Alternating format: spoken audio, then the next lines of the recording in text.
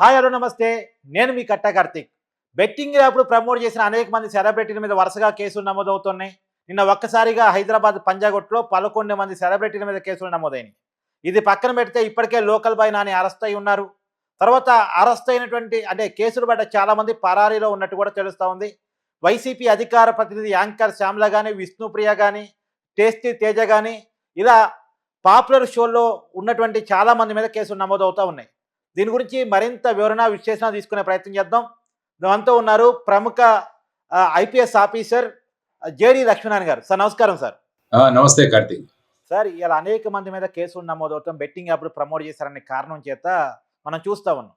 అయితే వీళ్ళంతా కూడా సొసైటీలో హై ప్రొఫైల్ ఉన్నోళ్ళు, సెలబ్రిటీ హోదా ఉన్నోళ్ళు, గట్టిగానే డబ్బులు సంపాదించి ఉన్నటువంటి పొజిషన్లో ఉన్నోళ్ళు. వీళ్ళకి ఏం అవసరం, వీళ్ళ మీద ఎలాంటి కేసులు నమోదవుతున్నాయి, వీళ్ళ మీద ఎలాంటి చర్యలు తీసుకునే అవకాశం ఉంది? మనిషి బలహీనతను ఆధారంగా తీసుకొని ఈ విధంగా కొంతమంది ప్రభావితం చేయడానికి ప్రయత్నిస్తారు. ఎందుకంటే ప్రస్తుత కాలంలో ఓవర్ నైట్ ధనవంతులు కావాలన్న ఒక ఆకాంక్ష ఉంటుంది అందరూ. తర్వాత పని చేయకుండానే డబ్బులు రావాలి. సో ఈ విధమైన మానసిక బలహీనత ఏదైతే ఉందో దాన్ని చూసుకుని ఈ విధమైన బెట్టింగ్ అప్లికేషన్స్ అనేవి మొదలయ్యాయి మన దాంట్లో. ఎందుకంటే ఇంతకు ముందు బెట్టింగ్ అంటే కళ్యాణ్ వరలి మట్కా అని ఉండేది మేము మహారాష్ట్రలో. అంటే ఓపెనింగ్ క్లోజింగ్ అనేవాళ్ళు. అంటే అక్కడికి వెళ్ళి ఆ షాప్ దగ్గరికి వెళ్ళి వాళ్ళు ఓపెనింగ్ నెంబరు, క్లోజింగ్ నెంబరు అని ఇస్తే అది వస్తే వాళ్ళకి ₹1 పెడితే ₹10, 2 నెంబర్లు గెస్ చేస్తే ₹1కి ₹100 ఇలాంటివి ఉండేది.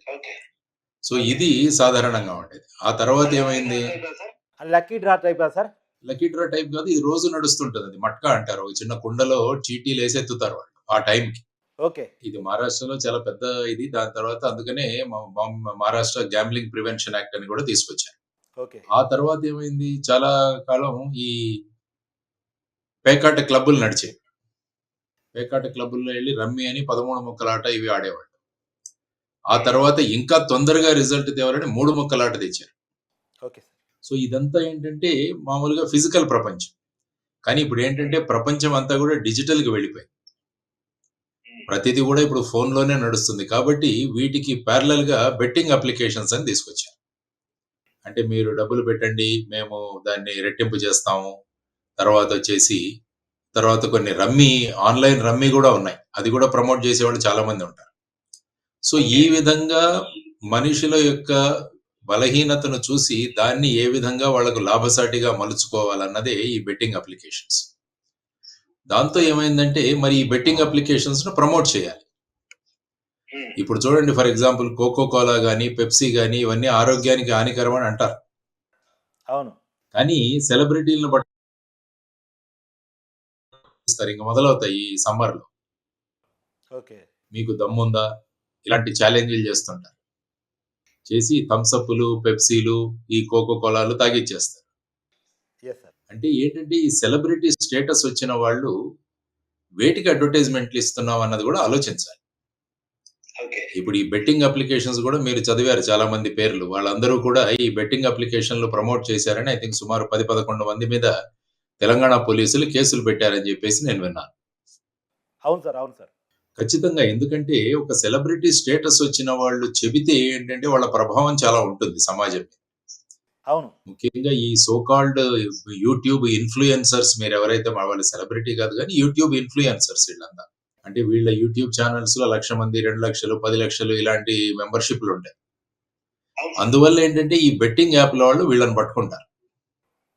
పట్టుకొని మీరు గనక మీ దీంట్లో ప్రమోట్ చేస్తే మేము మీకు ఇంత డబ్బులు ఇస్తాం. సో ఆ విధంగా మోస్ట్ ప్రాబబ్లీ ఈ సోకాల్డ్ యూట్యూబ్ ఇన్ఫ్లుయెన్సర్స్ అందరూ కూడా ఈ బెట్టింగ్ అప్లికేషన్స్ ను ప్రమోట్ చేసి ఉంటారు. మా దగ్గర కూడా చాలా మంది వచ్చారు సార్. అప్రోచ్ అయ్యే ప్రయత్నం చేసినా, మెసేజ్లు పెట్టి ప్రయత్నం చేసినా స్కిప్ చేసాం. మేము అలాంటివి చేయమని చెప్పాము మేమైతే. సో ఈ విధంగా ఎవరైతే తప్పు చేస్తే వాళ్ళకి ఖచ్చితంగా శిక్ష పడాల్సిందే. ఎందుకంటే సమాజం, ముఖ్యంగా యువతరం ఈ బెట్టింగ్ అప్లికేషన్లకు చాలా మంది బలైపోతున్నారు. లోన్ అప్లికేషన్లు ఒకటి, ఈ బెట్టింగ్ అప్లికేషన్లు ఒకటి. ఇప్పుడు సాధారణంగా మీరు పేపర్ చూస్తే వారంలో 2-3 ఆత్మహత్యలు చేసుకుంటున్నట్టు చదువుతాం. అవును సార్, అవును సార్. బెట్టింగ్ అప్లికేషన్లు కానీ, లోన్ అప్లికేషన్లకు కానీ బలి అయిపోయి వీళ్ళు ముఖ్యంగా యువతరం చనిపోతున్నారు. సో ఇటువంటి పరిస్థితులు ఉన్నాయని తెలిసి కూడా ఈ బెట్టింగ్ అప్లికేషన్ని వాళ్ళు అడ్వర్టైజ్మెంట్ చేయడం అన్నది తప్పు. సార్ మీరు మాత్రమే సమాధానం చెప్పాల్సినటువంటి క్వెషను. సహజంగా ఈ గేమింగ్ అప్లికేషన్‌లు గాని, లేదా బెట్టింగ్ అప్లికేషన్‌లు గాని, ఇవన్నీ విదేశాల్లో తయారయ్యే యాపులు. మన దేశంలో తయారవుతున్న యాపులు కూడా కాదు. ఒక ఫేక్ ఐపీ నుంచి తయారయ్యే యాపులు. వీటి ఎనకాల ఏ విదేశీ శక్తులో, ఏ టెర్రరిస్ట్ సంస్థలో, సంఘ విద్రోహ శక్తులో, యాంటీ సోషల్ ఎలిమెంట్సో ఉంటాయి. వాళ్ళకి ఆదాయం కావాలి కాబట్టి ఈ యాప్‌ని సోషల్ మీడియాలో ప్రమోట్ చేస్తా ఉంటారు. వీళ్ళు ఇన్‌స్టాగ్రామ్ ఇన్‌ఫ్లుయెన్సర్స్ అని సోషల్ మీడియా ద్వారా అప్రోచ్ అవుతారు. వాళ్ళెవరో తెలవకుండానే అంటే ఈ యాప్‌లు క్రియేట్ చేసింది ఎవరో తెలవకుండానే వాటిని ప్రమోట్ చేయడం ద్వారా వీళ్ళు దేశద్రోహానికి పాల్పడట్లేదా? అంటే దేశద్రోహం అన్నది ఒక ఒక విషయం. దేశద్రోహం అంటే ఏమవుతుందంటే దేశానికి విరుద్ధంగా, దేశం యొక్క సార్వభౌమత్వానికి విరుద్ధంగా, భారతదేశానికి ఇతర దేశాలతో ఉన్న సంబంధాలకు విఘాతం కలిగించే విధంగా ప్రవర్తిస్తే వాళ్ళని ఏమంటారంటే దేశద్రోహులు అని అంటాం. ఇంతకుముందు 124 అనే సెక్షన్‌లో పెట్టేవాళ్ళం సెడిషన్ అని. ఇప్పుడు అది మారింది బిఎన్ఎస్‌లో. సో, ఆ విధంగా మీరు చూసుకుంటే ఇది నేను బేసిక్‌గా చెప్పడం ఏంటంటే ఇది మనిషి యొక్క బలహీనతను ఎక్స్‌ప్లాయిట్ చేయడం. ఓకే. ఆ తర్వాతొచ్చేసి మీరు గమనించాల్సింది ఏంటంటే గేమ్స్ గూడా ఎలా ఉంటాయంటే game of skill, game of chance అని 2 ఉంటాయి. ఇప్పుడు నేనెళ్లి క్రికెట్ ఆడుతున్నాను. అందులో క్రికెట్‌లో నా స్కిల్ గావాలి ఆడడానికి.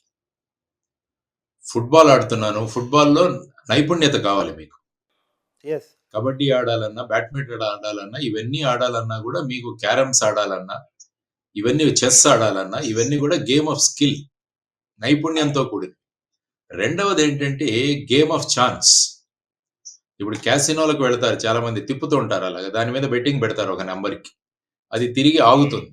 ఆగినప్పుడు దాని దగ్గర ఆగితే వాళ్ళకి డబ్బులొస్తాయి. అందులో ఏంటంటే స్కిల్ లేదందులో. ఛాన్స్. ఛాన్స్.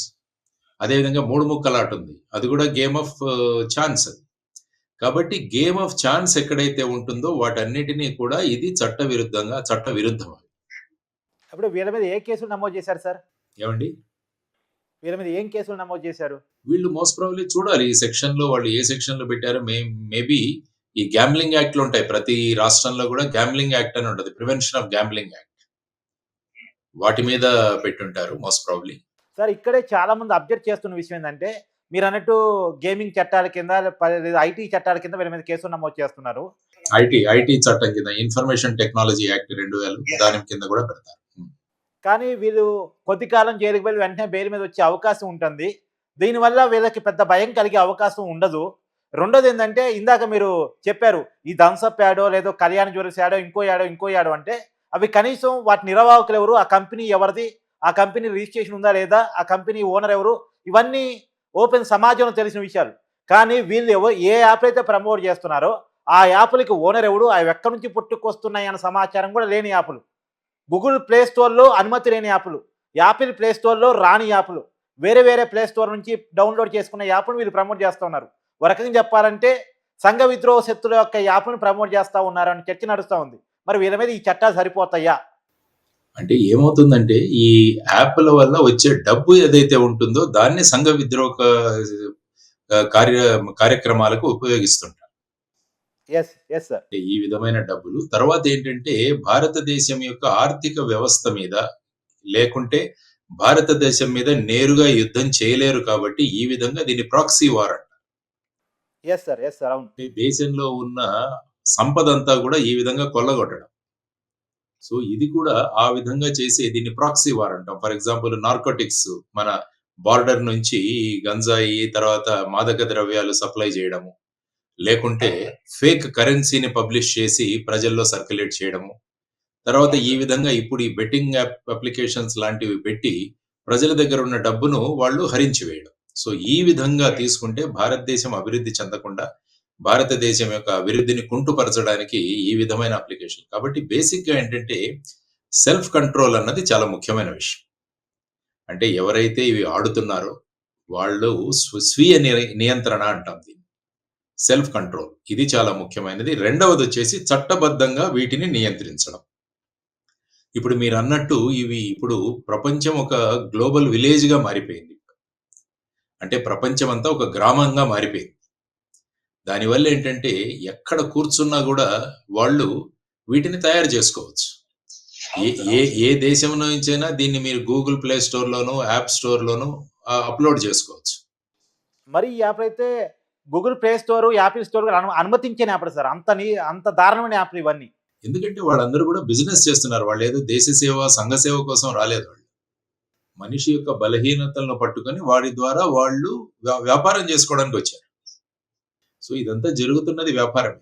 ఇంతకుముందు బ్రిటిష్ వాళ్ళు ఈస్ట్ ఇండియా కంపెనీని వచ్చి ఎలా భారతదేశాన్ని లూటీ చేసిందో, ఇప్పుడు ఈ టెక్నాలజీ ద్వారా ఈ విధంగా దేశాలను లూటీ చేసే మార్గంలో ఉన్నారు.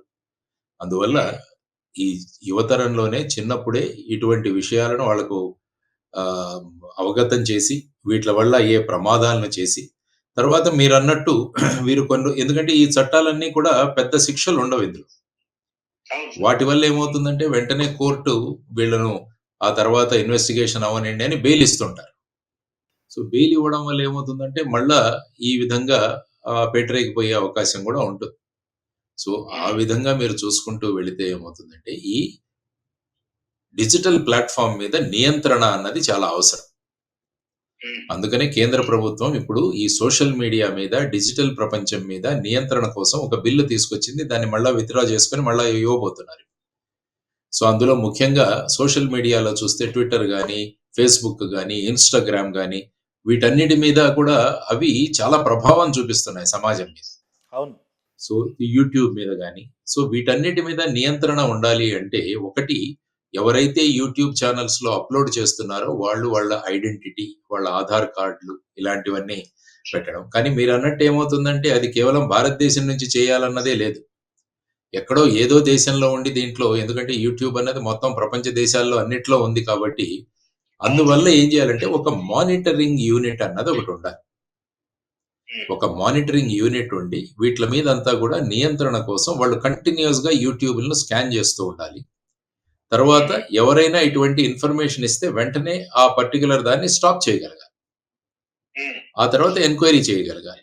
సో ఇవన్నీ కూడా మనం తీసుకురావాల్సిన మార్పులు. అంటే ఒకవైపు అనడం ఏంటంటే భావ స్వేచ్ఛ ఏదైతే ఉందో దాని మీద ఈ విధంగా చేయడం కరెక్ట్ కాదని ఒక వాదన వినిపిస్తుంటే, ఈ భావ స్వేచ్ఛ పక్కన పెడితే యువతరం పాడైపోతుంది. అవును. యువతరం పాడైపోయి దీనిలో వచ్చేసి ఈ మధ్య చాలా మంది యువతరం మీరు చూస్తే చైన్ స్నాచింగ్‌లు, తర్వాత ల్యాప్‌టాప్‌లు దొంగలించడం, ఇవన్నీ కూడా మీరు చూసుకుంటే చాలా మంది ఇంజినీరింగ్ కాలేజ్‌లో చదువుతున్న పిల్లలు కూడా ఈ విధంగా చేస్తున్నారు. ఎందుకంటే ఈజీ మనీ కావాలి. మళ్ళా ఆ డబ్బుతో ఈ బెట్టింగ్ యాపుల్లో పెట్టాలి. లోన్ అప్లికేషన్స్‌లో పెట్టాలి. సో ఈ విధమైన ఎప్పుడైనా ఏంటంటే టెక్నాలజీ 2 వైపులు పదునుగా ఉంటుంది ఆ కత్తి. ఒకవైపు మంచిగా వినియోగించొచ్చు. ఇంకొక వైపు అది చెడు మార్గాల్లో వెళుతుంది. అందువల్ల ఈ టెక్నాలజీ అన్నదాన్ని ఎలా ఉపయోగించాలన్నది కూడా చాలా ముఖ్యం. ముఖ్యంగా ఇలాంటి అప్లికేషన్స్‌లు వీట్లలో రాకుండా కూడా కొన్ని ప్రొటెక్టివ్ సాఫ్ట్‌వేర్ కూడా ఉంటుంది. సో వాటిని కూడా ఫోన్స్‌లో పెట్టాల్సిన అవసరం చాలా ఉంది. యెస్. అసలు ఏంటంటే స్కూల్లో వెళ్ళేవాళ్ళు, కాలేజీల్లో ఇంటర్మీడియేట్ వరకు చదువుకొని వెళ్ళే వాళ్ళకి సెల్ ఫోన్‌లు ఎందుకో కూడా అర్థం కాదు చాలా మటుకు. ఇప్పుడు మీరు యాక్చువల్‌గా చూసుకుంటే స్వీడన్ దేశంలో మళ్ళా వాళ్ళు టెక్స్ట్ బుక్‌లు, నోట్ బుక్‌లు, పెన్‌లు, పెన్సిల్‌లు దీనికి దిగిపోయారు వాళ్ళు. అంటే స్కూల్స్, కాలేజెస్‌లో ఈ ఆన్‌లైను, ఈ టెక్నాలజీ ఇది వద్దు. ఎందుకంటే దీని ప్రభావం చాలా నెగెటివ్‌గా మా పిల్లల మీద ఉంది కాబట్టి మళ్ళా మేము పాత పద్ధతులకు వెళ్ళిపోతున్నామని మొన్నే ఒకరు అనౌన్స్ చేశారు అక్కడ స్వీడన్ ప్రభుత్వం. ఓకే. సో ఈ విధంగా చూసుకుంటూ వెళుతుంటే వీటిని నియంత్రించడం చాలా అవసరం. ముఖ్యంగా ఈ సెలబ్రిటీలు ఎవరైతే ఉన్నారో వాళ్ళు కూడా ఇటువంటి వాట్లను ప్రోత్సహించకుండా ఏదో మనకు డబ్బులొస్తాయి గదా అని చెప్పి మిగతా వాళ్ళ జీవితాలు పాడు చేయడం అన్నది గూడా అది దురదృష్టకరం. అది సరియైన చర్య గాదు.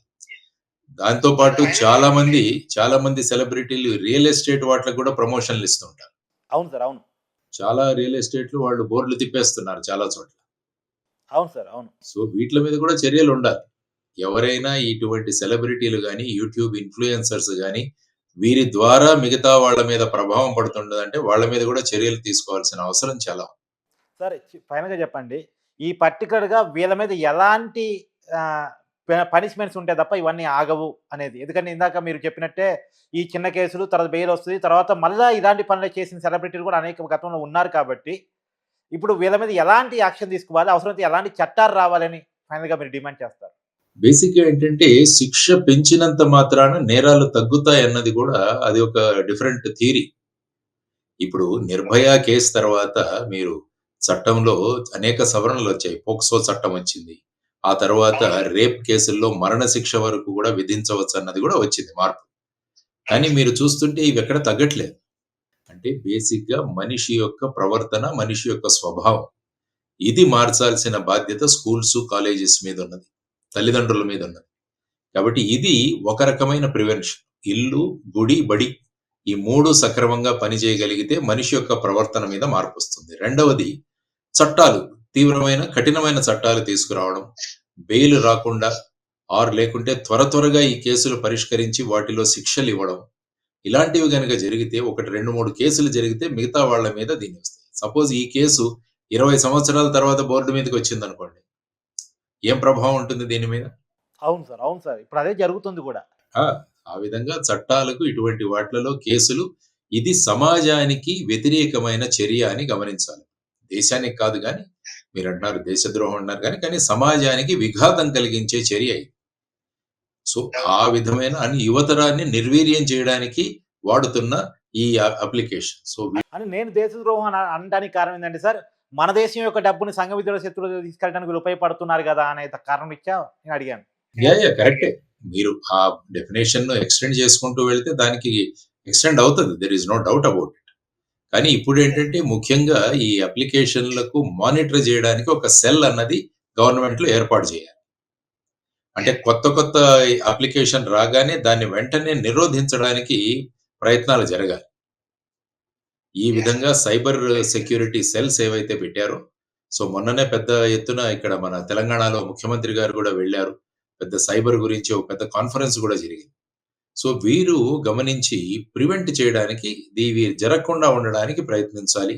తర్వాత శిక్షలు ఏవైతే ఉన్నాయో వాటిని కూడా పెంచాలి. తర్వాత కేసులను త్వరగా పరిష్కరించి న్యాయస్థానాల్లో వీటి మీద త్వరగా ట్రయల్ జరిగి నిందితులకు గనక శిక్షలు పడగలిగితే అప్పుడు ఏమవుతుందంటే వీట్ల పట్ల భయం మొదలై ఇటువంటి వాట్లను ప్రోత్సహించడానికి గాని, ఇటువంటి వాట్లను మొదలు పెట్టడానికి గాని చాలా మంది వెనకంజ వేస్తారు. ఆ విధంగా మనం ముందుకు తీసుకెళ్లాలని నేను అనుకుంటున్నాను. Yes sir. Thank you. Thank you so much sir. Okay. నమస్కారం.